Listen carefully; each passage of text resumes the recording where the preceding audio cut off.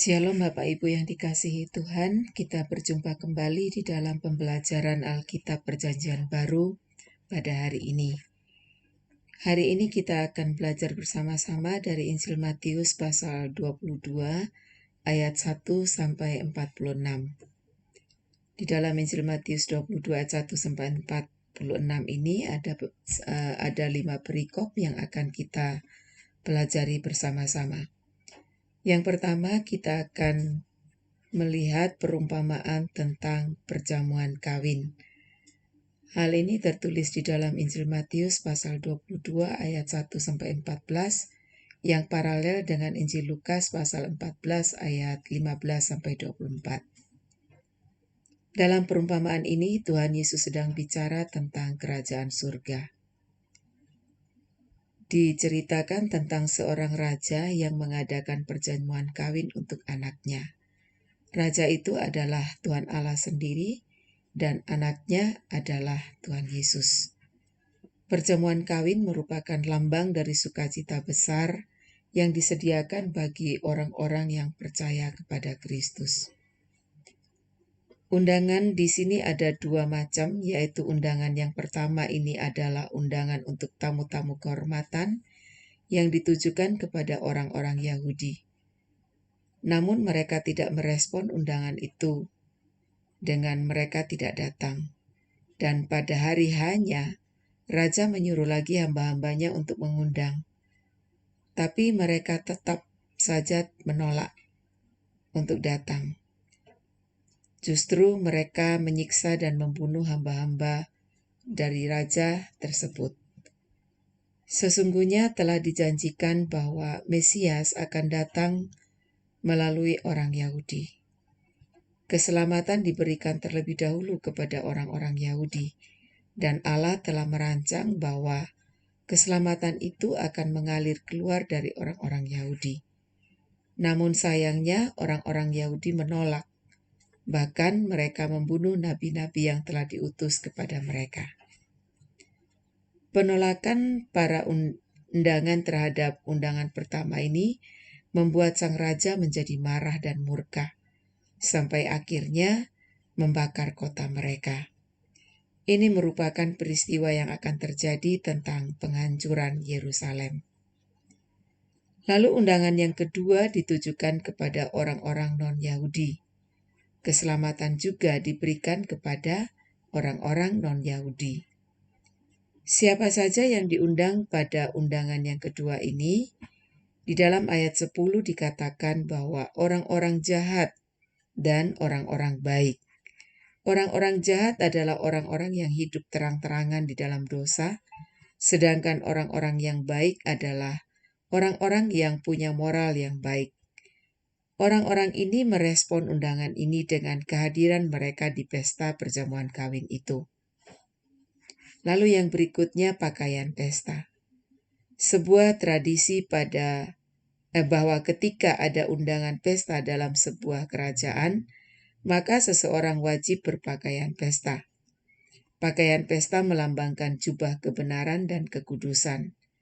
Ini merupakan target yang harus dimiliki oleh seseorang yang sudah diselamatkan, hidup benar dan kudus.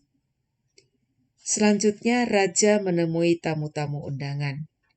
Nah, di situ didapati ada seorang yang tidak berpakaian pesta. Ketika ditanyai alasannya, si tamu diam saja. Hal ini merupakan penghinaan bagi raja. Akhirnya raja pun murka lagi dan si tamu ini dimasukkan dalam kegelapan yang paling gelap. Si tamu yang tidak berpakaian pesta ini melambangkan orang yang hanya ikut-ikutan, tidak sungguh-sungguh masuk di dalam keselamatan. Orang yang tidak siap masuk dalam kerajaan, kegelapan yang paling gelap menunjukkan suatu tempat penyiksaan. Perumpamaan ini diakhiri dengan kalimat, sebab banyak yang dipanggil tetapi sedikit yang dipilih. Tawaran keselamatan diberikan kepada semua orang, tapi yang benar-benar selamat hanya mereka yang meresponnya dengan sungguh-sungguh. Apa pembelajaran dari perikop ini? Tuhan Allah menyediakan keselamatan bagi semua orang. Keselamatan itu harus direspon dengan sungguh-sungguh. Bagi mereka yang merespon dengan sungguh-sungguh, mereka itulah yang termasuk dalam golongan orang pilihan. Orang yang sudah diselamatkan harus mempersiapkan diri dengan menjalani hidup benar dan kudus, sehingga layak untuk masuk dalam kerajaan sorga. Selanjutnya kita melihat tentang membayar pajak kepada kaisar. Tertulis di dalam Matius 22 ayat 15-22 yang paralel dengan Injil Markus pasal 12 ayat 13-17 dan Lukas 20 ayat 20-26. Mendengar perumpamaan tentang perjamuan kawin, rupanya orang Farisi semakin jengkel terhadap Tuhan Yesus, sehingga mereka mau menjerat Dia dengan suatu pertanyaan.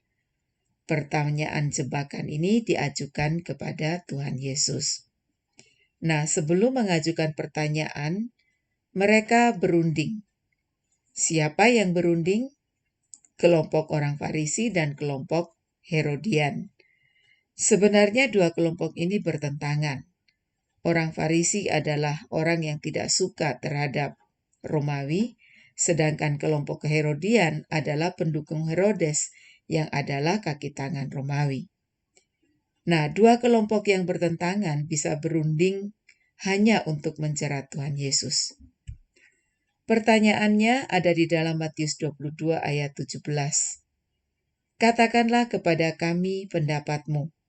Apakah diperbolehkan membayar pajak kepada kaisar atau tidak? Tuhan Yesus tahu kejahatan mereka, dan pertanyaan jebakan ini ternyata dapat diselesaikan Tuhan Yesus dalam tempo sesingkat-singkatnya dan membuat mereka pergi dengan teratur. Pajak harus dibayar dengan uang, maka Tuhan Yesus minta mata uang untuk pajak. Maksudnya mata uang yang berlaku untuk pembayaran pajak. Karena pajak dibayar kepada pemerintahan Romawi, maka yang dipakai uang Romawi. Orang Yahudi punya aturan bahwa persembahan ke bait Allah harus dipakai uang Ibrani. Jadi mata uang Romawi tidak boleh digunakan untuk persembahan di bait Allah. Itu sebabnya Tuhan Yesus menjawab mereka dengan mengajukan pertanyaan terlebih dahulu. Di dalam Matius 22 ayat 20 dikatakan, maka ia, Tuhan Yesus, bertanya kepada mereka, gambar dan tulisan siapakah ini? Matius 22 ayat 21 jawab mereka, gambar dan tulisan kaisar. Lalu kata Yesus kepada mereka, berikanlah kepada kaisar apa yang wajib kamu berikan kepada kaisar, dan kepada Allah apa yang wajib kamu berikan kepada Allah. Pertanyaan mereka di ayat 17 itu merupakan pertanyaan jebakan. Mengapa?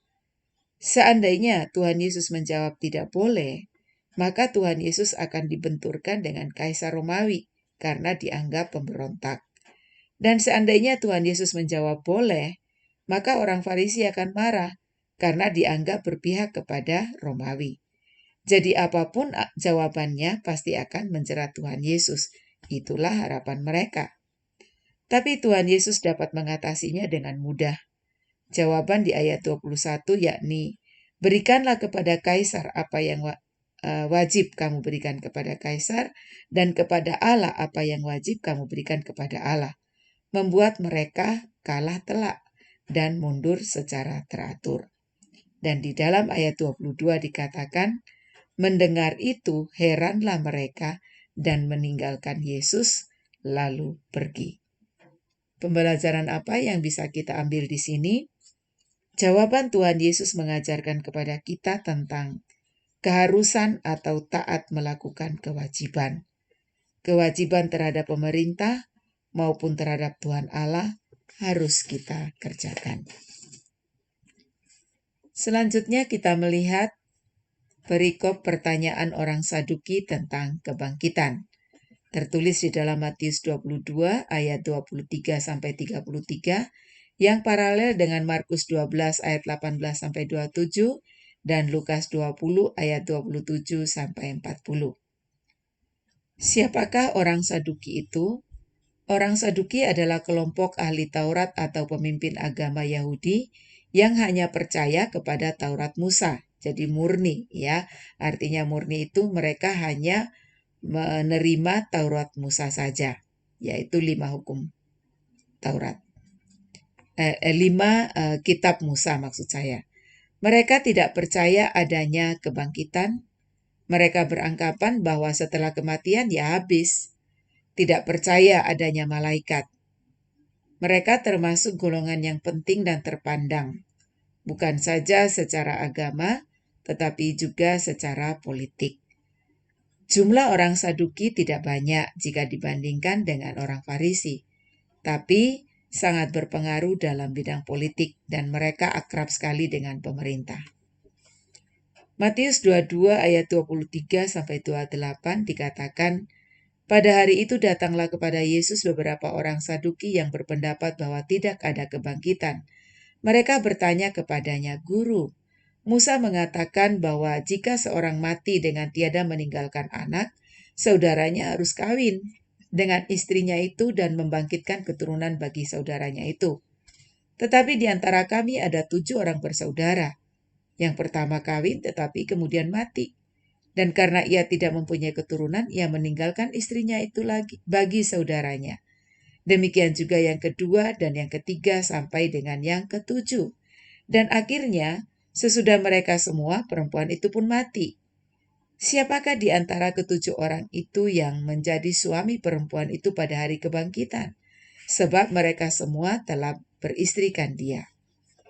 Nah, pertanyaan mereka didasarkan pada apa yang mereka percayai yang tertulis di dalam Ulangan pasal 25 ayat 5 dan 6 yang dikatakan seperti ini. Apabila orang-orang yang bersaudara tinggal bersama-sama dan seorang daripada mereka mati dengan tidak meninggalkan anak laki-laki, maka janganlah istri orang yang mati itu kawin dengan orang di luar lingkungan keluarganya. Saudara suaminya haruslah menghampiri dia dan mengambil dia menjadi istrinya, dan dengan demikian melakukan kewajiban perkawinan ipar. Ayat 26, maka anak sulung yang nanti dilahirkan perempuan itu haruslah dianggap sebagai anak saudara yang sudah mati itu, supaya nama itu jangan terhapus dari antara orang Israel. Nah, mereka bertanya tentang apa yang tertulis dalam Taurat Musa. Ada yang namanya perkawinan ipar, yang terjadi jika dalam pernikahan itu belum punya anak dan keburu meninggal. Maka saudara dari yang meninggal berkewajiban menikahi mantan istrinya dengan tujuan untuk melanjutkan keturunan dari yang meninggal. Nah, mereka mempertanyakan, jika memang ada kebangkitan, bagaimana nasib perempuan itu? Karena laki-laki yang meninggal ini 7 bersaudara dan semuanya meninggal tanpa mempunyai anak. Pada hari kebangkitan, siapa yang akan menjadi suaminya dari ketujuh orang yang pernah menikahinya?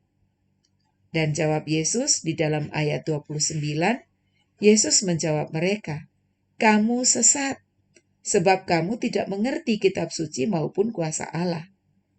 Ayat 30, karena pada waktu kebangkitan orang tidak kawin dan tidak dikawinkan, melainkan hidup seperti malaikat di sorga. Jawaban Yesus sangat mengejutkan orang Saduki. Yesus mengatakan mereka sesat dan tidak mengerti kitab suci maupun kuasa Allah. Nah, mengapa sesat? Karena mereka beranggapan bahwa kehidupan di bumi akan sama dengan kehidupan di surga. Yesus mengajarkan kepada mereka bahwa kehidupan setelah kebangkitan seperti malaikat yang tidak kawin dan tidak mengawinkan. Orang Saduki menganggap dirinya sebagai orang yang paling hebat dalam pemahaman akan kitab suci. Mungkin mereka hafal seluruh isi kitab Taurat, tapi pemahaman mereka dangkal.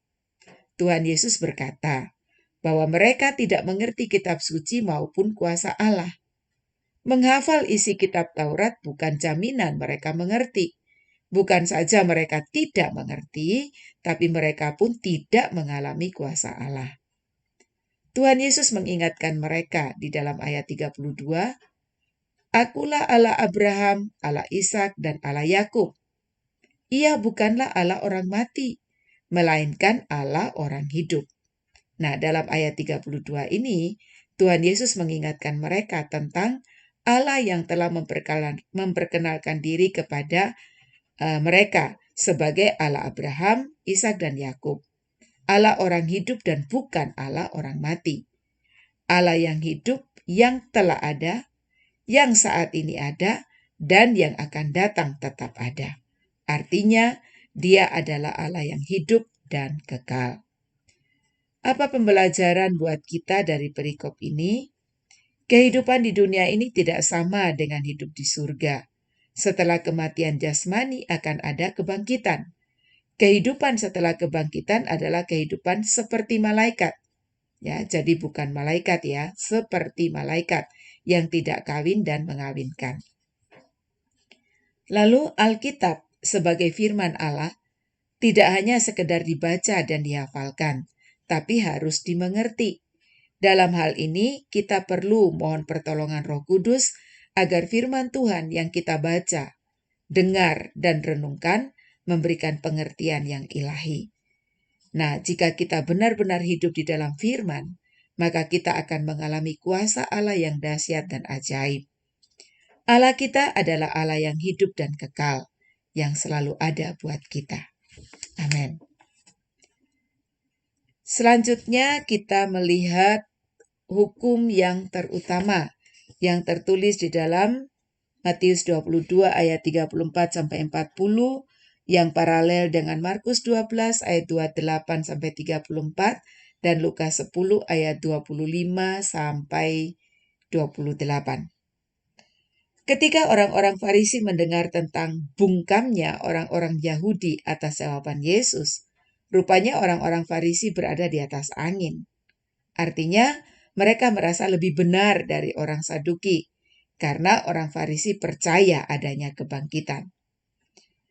Orang-orang Farisi pun berkumpul untuk apa? Tentu saja menyusun strategi lagi untuk mencobai Tuhan Yesus. Mereka selalu berusaha untuk mencari kesalahan Tuhan Yesus. Masih belum puas dan kapok ya. Nah, kita baca di dalam ayat 34. Ketika orang-orang Farisi mendengar bahwa Yesus telah membuat orang-orang Saduki itu bungkam, berkumpullah mereka. 35. Dan seorang dari mereka, seorang ahli Taurat, bertanya untuk mencobai dia. Ayat 36 dikatakan, Guru, hukum manakah yang terutama dalam hukum Taurat? Nah, tentunya Tuhan Yesus tahu bahwa si penanya ingin mencobai dia. Namun di sini Tuhan Yesus tidak komen terhadap pertanyaannya. Dengan senang hati Tuhan Yesus menjawab. Dan dari jawaban ini tidak ada kelanjutannya. Jawaban yang telak ya dan mengena di hati. Berarti penanya telah puas dengan jawaban Tuhan Yesus. Sesuai dengan yang tertulis dalam kitab Taurat dan kitab para nabi. Apa jawaban Tuhan Yesus atas pertanyaan hukum manakah yang terutama dalam hukum Taurat? Di dalam ayat 37, jawab Yesus kepadanya, Kasihilah Tuhan Allahmu dengan segenap hatimu dan dengan segenap jiwamu dan dengan segenap akal budimu. 38, itulah hukum yang terutama dan yang pertama. Dan hukum yang kedua yang sama dengan itu ialah, kasihilah sesamamu manusia seperti dirimu sendiri. Pada kedua hukum inilah tergantung seluruh hukum Taurat dan kitab para nabi. Tuhan Yesus menjawab dengan merangkum 10 hukum Taurat. Hukum yang terutama dan pertama dikatakan kasihilah Tuhan Allahmu dengan segenap hatimu dan dengan segenap jiwamu dan dengan segenap akal budimu. Ini merupakan rangkuman dari hukum dari 10 hukum ya, yaitu hukum yang pertama dan sampai keempat. Artinya, orang yang mengasihi Tuhan pastinya menomorsatukan Tuhan Allah, artinya tidak ada Allah lain, tidak menyembah patung, tapi hanya beribadah kepada Allah saja, tidak menyebut nama Tuhan Allah dengan sembarangan, dan selalu ingat untuk menguduskan hari Sabat. Lalu hukum yang kedua yang sama dengan yang pertama, yaitu kasihilah sesama manusia seperti dirimu sendiri. Ini rangkuman dari hukum kelima sampai 10. Artinya, Sesama dimulai dari orang tua kita. Lalu tidak membunuh, tidak berzina, tidak mencuri, tidak bersaksi dusta, dan tidak mengingini. Jadi ini hubungan kepada sesama ya, sesama manusia. Dan Tuhan Yesus mengakhiri jawabannya dalam Matius 22 ayat 40. Pada kedua hukum inilah tergantung seluruh hukum Taurat dan kitab para nabi. Jadi hukum kasih adalah hukum yang tertinggi. Apa yang kita pelajari dari sini? Tuhan Yesus mengajarkan tentang hukum kasih sebagai hukum yang terutama dalam hidup kita sebagai orang yang percaya kepadanya.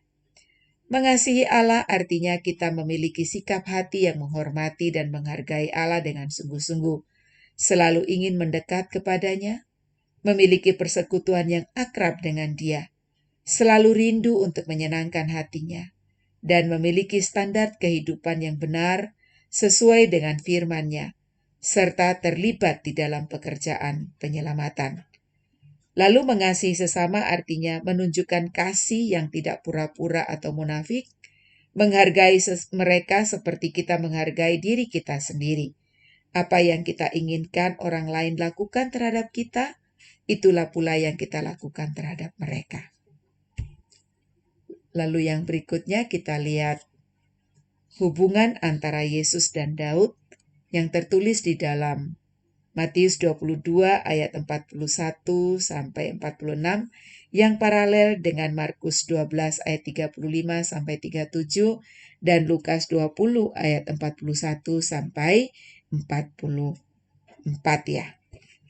Baiklah. Pada bagian ini Tuhan Yesus bertanya balik kepada orang-orang Farisi yang sedang berkumpul. Di dalam ayat 42, Tuhan Yesus bertanya, "Apakah pendapatmu tentang Mesias? Anak siapakah dia?" Kata mereka kepadanya, "Anak Daud." Yesus mempertanyakan tentang Mesias, karena selama ini mereka enggan dan terlalu sombong untuk mengakui Yesus sebagai Mesias.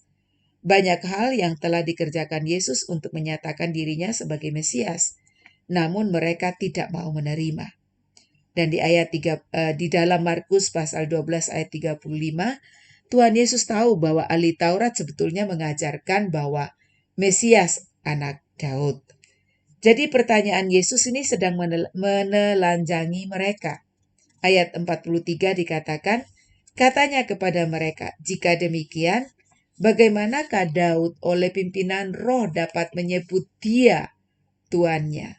Ketika ia berkata, ayat 44-46, "Tuhan telah berfirman kepada Tuanku, duduklah di sebelah kananku sampai musuh-musuhmu kutaruh di bawah kakimu." Jadi jika Daud menyebut dia tuannya, bagaimana mungkin ia anaknya pula? Tidak ada seorang pun yang dapat menjawabnya. Dan sejak hari itu, tidak ada seorang pun juga yang berani menanyakan sesuatu kepadanya. Nah, jawaban mereka sangat tepat ya. Disinilah letaknya Yesus menyadarkan mereka. Yesus mengutip Mazmur 110, di mana Mazmur ini ditafsirkan oleh orang Yahudi berkaitan dengan Mesias. Dan orang Yahudi mengakui Mesias sebagai keturunan Daud. Tuhan Yesus menunjukkan kepada mereka bagaimana Daud menyebut Mesias itu sebagai Tuanku. Mesias lebih tinggi dari Daud. Bagaimana mungkin Daud memanggil Mesias sebagai Tuan jika Mesias hanya anaknya, yakni manusia yang biasa saja? Terhadap pertanyaan itu, tidak ada seorang pun yang dapat menjawab Dengan demikian, mereka pun tidak berani lagi menanyakan sesuatu kepada Tuhan Yesus. Sebenarnya, di sini Tuhan Yesus sedang memberitahukan kepada mereka bahwa ia adalah keturunan Daud, dan karena ketuhanannya, ia lebih besar dari Daud. Dialah Mesias itu. Pelajaran apa yang bisa kita ambil dari sini? Akuilah dan terimalah Yesus yang telah datang sebagai keturunan Daud, namun dia adalah Mesias, anak Allah yang hidup, juru selamat yang datang untuk menyelamatkan umatnya dari dosa. Yesus untuk semua orang. Milikilah Yesus dan hiduplah baginya. Inilah yang kita pelajari di dalam Injil Matius pasal 22 ayat 1-46. Semoga pembelajaran kita ini boleh memberkati kita dan membuat kita makin bertumbuh di dalam Tuhan. Dan untuk selanjutnya kita akan melakukan diskusi atau mengajukan pertanyaan-pertanyaan yang berhubungan dengan pasal ini di grup WhatsApp nanti. Jadi jika Bapak Ibu punya pertanyaan, bisa disampaikan di grup WhatsApp untuk kita boleh jawab bersama-sama. Baiklah, sampai di sini saja. Tuhan Yesus memberkati.